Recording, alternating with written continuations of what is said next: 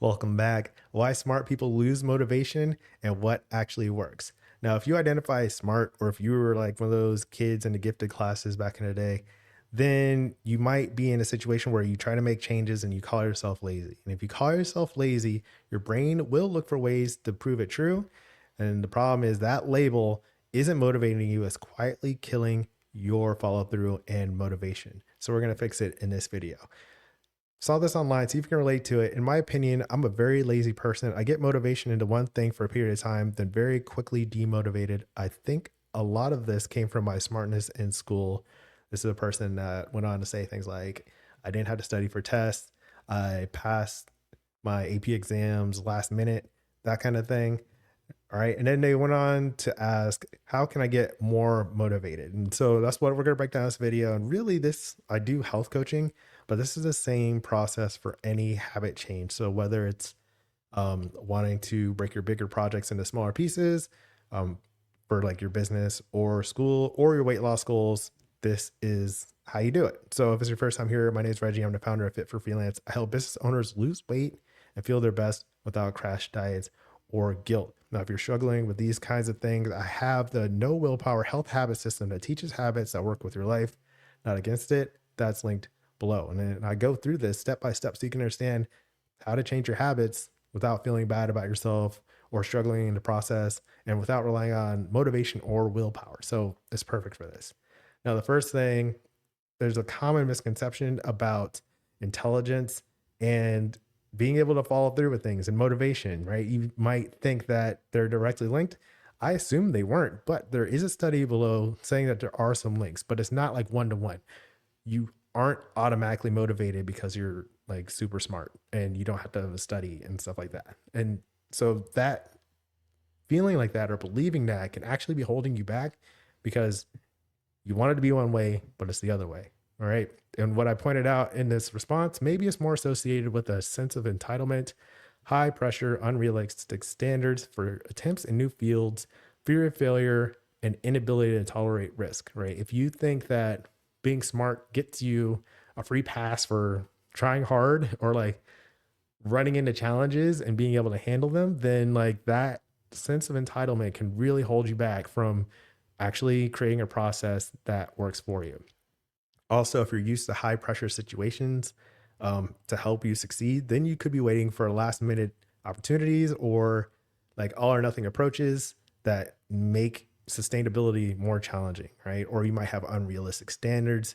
If you try something new and you feel bad, you might think like that's just not for me versus like you just don't have the patience or the skills yet to stay in practice and develop those new skills. So you might give up earlier, or you might be afraid of failure or fail to start or anything like that. Or if something doesn't work immediately, then you feel bad about yourself and you give up. So especially in terms of like diet and exercise, healthy eating, anything like that, if it doesn't come naturally to you, then you feel like, well, maybe I'm not good at this, or maybe I'm not good enough. Maybe I'm not acceptable as I am. And then you have problems. You feel bad, you get stuck, all that. So I talked about this briefly in a video, Perfectionist, How to Break All or Nothing Thinking in Weight Loss and Rebuild Your Confidence. That's linked below. But what happens when you think that your intelligence or how smart you are is linked to resilience, then that could lead you to thinking that you're lazy or you're not motivated or you're undisciplined, right? These kinds of things pop up in these weight loss forums. And when you have questions about changing your habits, it's because you have incorrect expectations because really you haven't been tested before. You think you can do everything on a first try, and real life isn't always like that. All right. So ways to work around this and think differently is when you use the word lazy, think about who comes to mind or other people you have heard describe the word lazy or using it the same way as someone else who used it in the same way. And who is that person? How are you connected with them? Or are you connected with them? This can really highlight a lot of things. Now, this could be something you would ask a therapist or a mental health counselor to help you understand. That way you have more context for why you think that is lazy, because it might not be lazy. You might just be in a system that you don't understand, you haven't studied yet, or, any number of other factors. It could be more difficult than you expected. The mismatch in expectations is a big part here. So when you use the word lazy, think about who comes to mind for that. Next tip I have, try not to focus on characteristics like intelligence or laziness. These labels don't necessarily help you make effective behaviors, right? So if you think you are super smart, I mean, that could be helpful for things that are testing your smartness, but that doesn't necessarily match with things that are testing your resilience, your grit, how well you follow through, right? Or if you are calling yourself lazy, that can be a challenge too, because laziness doesn't describe behavior. It's a characteristic. It doesn't really tell you what you're able to do. And when you characterize yourself, when you create yourself, when you manifest yourself, I am lazy, then your body, your mind, everything kind of points to look for ways to make that true. Self-fulfilling prophecy, right? Where if I say I am lazy, then it's like I am going to do things that make me not a liar, right? I'm going to do things that match me being lazy. So look out for that. If you're calling yourself something, especially if it's negative, then you're going to be in a bad spot. If you want to shift this, we'll get into that a little bit later. All right. So you can call yourself lazy, but that does not help you follow through with your plans. No amount of self-hate or negative name calling will be enough to motivate you. So stop doing that. Click like if that's something you relate to. This is a big thing. You can do whatever you want. You can call yourself what you want, but like you can just, that won't help you. If you call yourself lazy or stupid or anything like progressively worse, there's not like some thing that's just going to make you pop up and be like, yeah, like I'm ready now to not be lazy, right? That it doesn't help you make effective behavior. So pay attention to when you do it or whether you do it, and then find ways to not do that anymore. And you do that by focusing on effective behaviors and the systems that create it. So this is one approach. When you look at, okay, what do I need to actually do? Regardless of how I label myself or how anyone labels me, what do I need to do in order to get the results that I want? And when you focus on that, that is awesome. That is likely to help you do those behaviors and create those systems so you get those results that you want, right? So you could possibly be lazy as you want, as long as you have a system that works with your laziness and helps you make effective choices. So it's like just focus on the effective behaviors instead of the characterizations that contribute to that. Okay. Another thing is if you are creating new systems, that means you're good at planning. So then you say, I am good at planning instead of I am lazy, right? Or like there's other ways to work around it besides just focusing on the negative aspects and the challenges that you're facing. All right.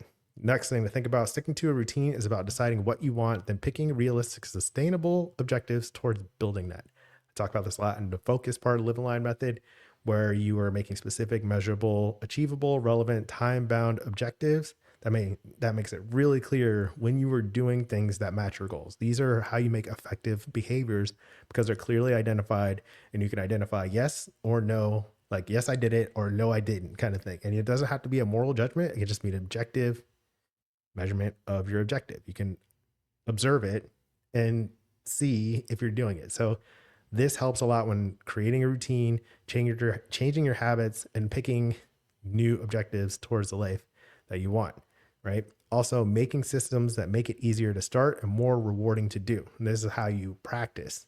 When you choose an objective and you know exactly what you want to do, what that looks like, and what steps it's going to take, then if you make it super easy to start, maybe like laying out your clothes the night before so you can go to the gym without having to dig through, right? Or making it really fun to do. So doing a workout that you actually enjoy or a group fitness class that's fun for you, right? That makes it easier to do, more rewarding to do, and you're more likely to do it again. That's how you create a system that keeps you motivated without necessarily like relying on willpower or toughness or resilience. You're using systems to build the results that you want, right? And what I like to do when you're talking about this focus and practice, the big part that goes over the top of it is your vision. And it comes down to the question, what does a healthy, fulfilling life of your dreams look like? If you can imagine that, if you can think like, I want to be more fit and more confident, have more energy to play with my kids or, play outside or do my best work, concentrate better, or I want to be more fit, more attractive, all that stuff is the big picture, right? I want to have a better quality of life, go on hikes that I didn't think I could do before, all that stuff. That's part of the healthy, fulfilling life of your dreams. And that helps you pick those realistic and sustainable objectives, and then you can find out how to make those easier to start, more rewarding to do. Instead of just calling yourself lazy, do you want to be lazy? Like, is that how you want to identify yourself through your life? Like, it's okay if you want to do that, but a lot of times it's about being more efficient, not wasting your time on things that you don't want to do, that kind of stuff. And if that's what it's about, then figure out what you do want to do and point yourself towards that. And that's what leading to healthy, fulfilling life of your dreams is all about. Not doing things you don't want, but doing things that you do want, right? If you're struggling with motivation, maybe you don't even want to do those things that you were struggling with. All right. So think about that. What does a healthy, fulfilling life of your dreams look like? And then you can use your incredible intelligence and smartness to build that up step by step with the intermediate parts of the process. And then you can create a system to follow through. Stop calling yourself lazy or like low discipline or stupid or any of that. You don't need to do that. Just focus on the systems that'll get you the results that you want so you can lead the life that you want. Let me know what you're thinking in comments. I know I kind of went through a few different topics there, but if you're able to think like that, I was a gifted kid too, then you'll understand what I'm talking about. Next, you can watch Beat Laziness, the deep secret behind motivation for workouts and business. I'll put that video here. So that's today's message. As always, keep practicing. Peace.